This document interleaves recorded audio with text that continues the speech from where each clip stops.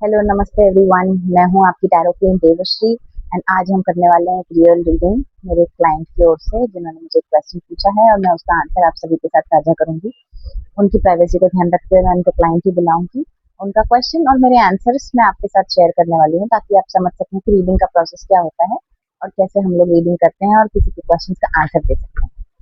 तो मेरे जो क्लाइंट हैं ये मुझसे कह रहे हैं कि ये पिछले 6 महीने से किसी से बातचीत कर रहे हैं। उनका मतलब काफ़ी अफेक्शन है और उनके प्रति काफ़ी सॉफ्ट कॉर्नर है। Plus they are into something romantic also, inclination भी है।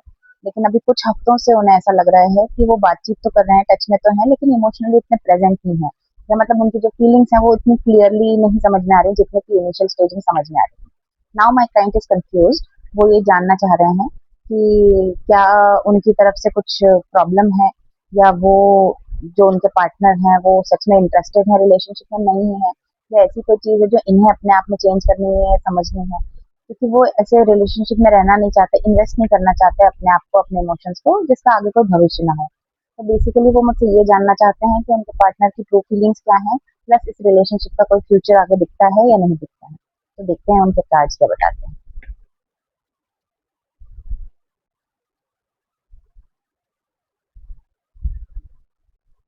तो मैंने यहाँ पे अपना स्प्रेड निकाल लिया है और मेरे स्प्रेड के हिसाब से मैं उनको इंटरप्रेट करना चाहूँगी कि कहीं न कहीं गलती दोनों पार्टनर्स में है, क्योंकि आपका जो रिलेशनशिप है वो काफ़ी सुपरफिशियल दिखाई दे रहा है मुझे।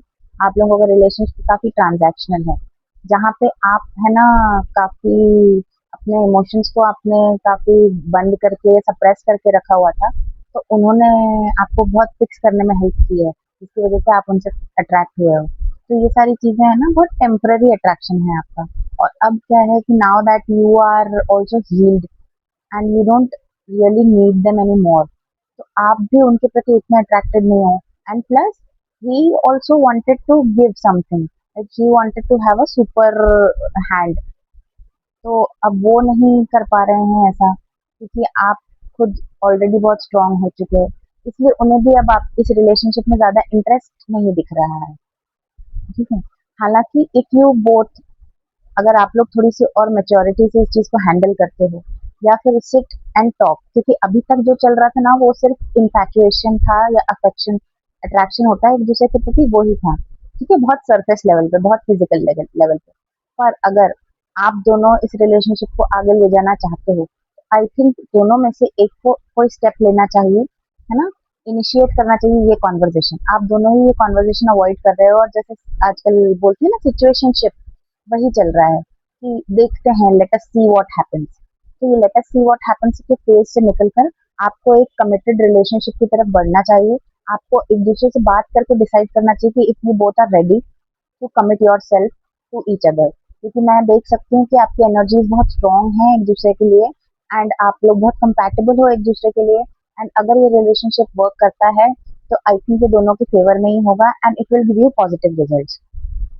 और जहाँ तक मेरी गाइडेंस की सवाल है, तो मैं आपसे ये कहना चाहूंगी एज योर टैरो रीडर, ये सिर्फ मेरे क्लाइंट के लिए मैं आपको बता रही हूँ, आपको अपने विचारों पर बहुत नियंत्रण रखना है। ठीक है।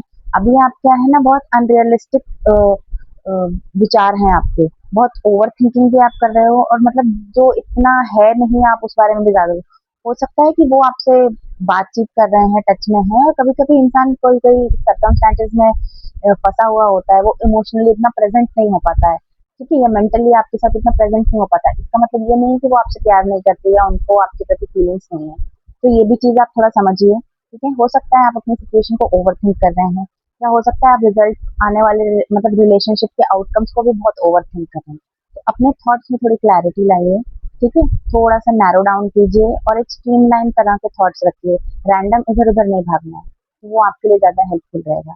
आई होप कि मेरी रीडिंग आपको पसंद आई है, और बाकी हम डिटेल डिस्कशन भी इस थ्रेड के लिए करेंगे। एंड टिल देन, अगर आपको मेरा ये वीडियो पसंद आया है, व्यूअर्स के लिए बोल रही हूँ कि अगर आपको मेरा ये वीडियो पसंद आया है और आप भी अपनी रीडिंग पर्सनली मुझसे करवाना चाहते हैं, तो you can just DM me and we will sit and talk about your problem, and then मैं आपको बताऊंगी कार्ड्स आपके लिए क्या सोल्यूशन लाए।